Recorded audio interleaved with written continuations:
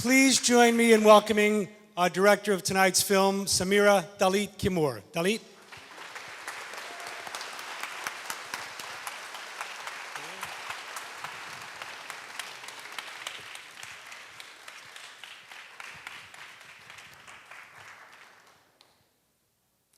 So remember, you can tweet your questions to #SBFF. Please keep the questions short, and you'll be able to speak with Dalit afterwards if you want to make comments.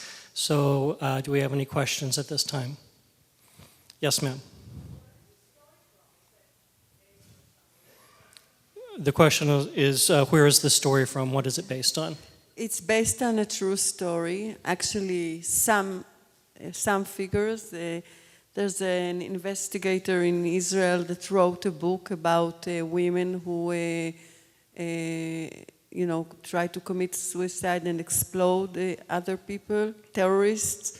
And it's actually this investigation is not only in Israel, but also I talked with people that investigated this subject all over the world, some in the United States, and it's known, it's a well-known fact that many of these women terrorists are actually have no choice. I mean, their choice is either to commit suicide and blow themselves up, or to suffer from a very severe punishment in their own society because they committed crimes of love or something like that.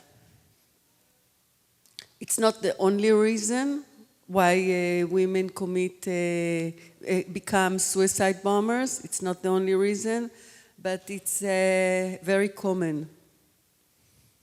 More questions?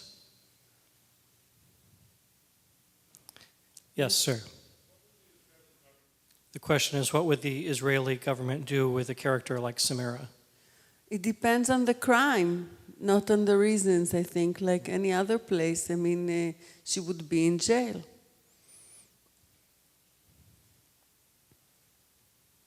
Depends how many people she hurt, how many people were killed. I mean, depends on the crime. Okay. More questions? The question was whether or not the daughter would have been aware of the ramifications of telling her brother about I think the kiss. she was. First of all, I'm not the writer of the story, I'm the director. But I think that she was about 10 years old, and she wasn't actually aware, and she was quite in a shock when she just saw it, you know. She saw her kissing another man, so. But it was all planned, as you see in the story. We have a question from Twitter. Were you concerned about how this would be received, this movie? You mean since it's a sensitive topic? Yeah, of course I was concerned because I'm Israeli, I'm Jewish, and the film actually, I don't know if you recognize it, it's in Arabic. And most of the actors are Arab Israeli actors, and it's a very delicate subject. Of course I was concerned, I was very concerned. And I tried to do it with a lot of respect and watch the story so it wouldn't be prejudiced, it would stick to the facts that we researched and knew. And actually what happened was that it was screened in Israel 1 month ago, and I think people liked it. I mean, we got good reviews, but people from the right wing, very right wing people, didn't like the film. They said that we were wrong to try to understand the motivation of a terrorist woman. As you can assume, this subject is very delicate in Israel.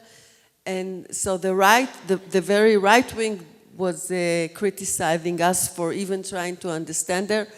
I think it was very good that we tried to understand her. If you don't try to understand and see the complication of the way people other from yourself think, then there's no, you cannot solve the problem. Okay.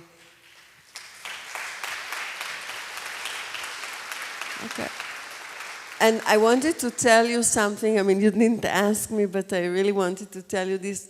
This is my first feature film. I'm actually a documentarist, and I also do a TV report for a very famous investigating reporter show in Israel.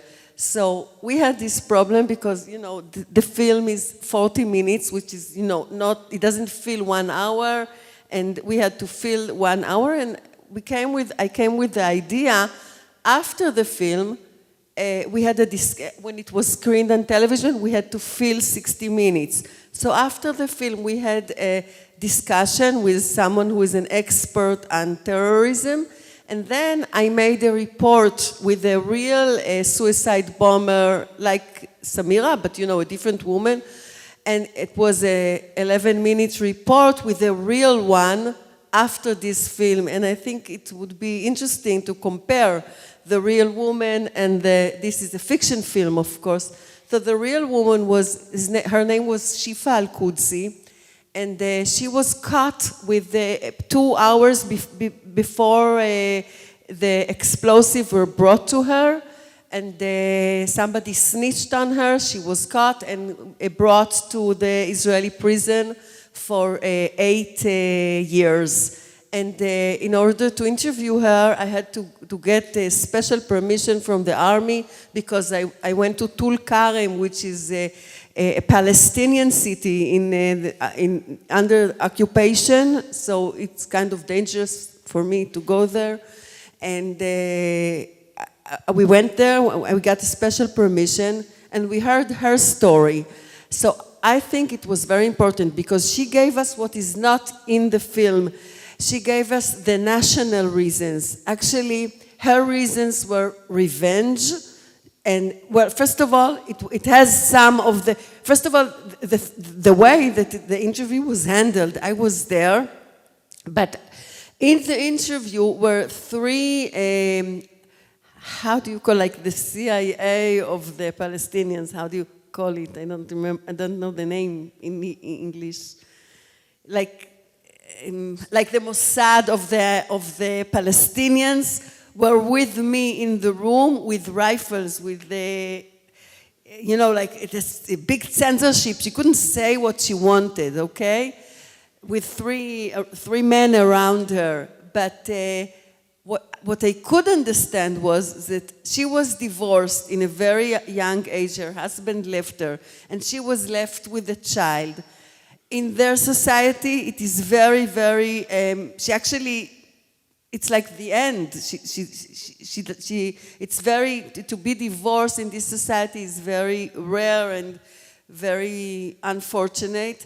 And at this time, we also started the second intifada in Israel. And her brother, her little brother, was caught with explosive and put to jail. And she wanted to revenge. This is what she felt. She hears about all her neighbors being attacked and she hated the Israeli army. So she decides to become a suicide bomber.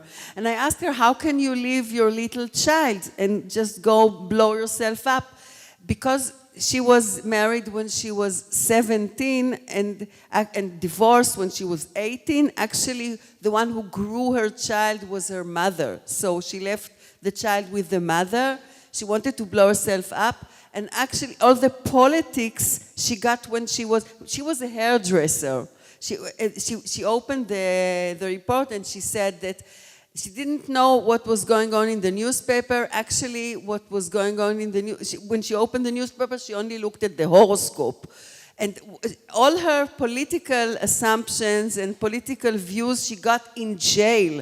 She was in jail. After 8 years, she was relieved.